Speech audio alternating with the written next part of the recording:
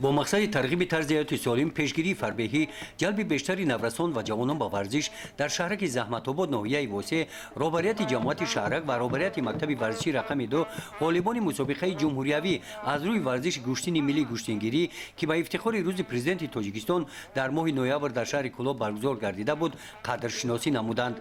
در این چهاربینی از 10 شهر و ناحیه‌های جمهوری پهلوان‌های نامدار شرکت ورزیدند. بین کلانسالان دستپرور مکتب ورزشی رقم 2 ناحیه واسع خدیجه دولت مرادزاده سزاوار جای یکم گردید. من افتخار دارم که در این چمپیونات جمهوری تاجیکستان سزاوار جای یکم گشتم. من میخواهم که پرچم جمهوری تاجیکستان را در جهان بلند وردارم. در مکتب ورزشی رقم 2 در شهرک زحمت‌آباد در 8 نمودی ورزش 420 نفر نفرسان با مشق و تمرین فاро گرفته شدند. دستپرواروни این مکتب امسال با اشتراک در مусобикахои سطح جمهوریوی و بینالمиллали با натичахои назаррас ноил گردیدند.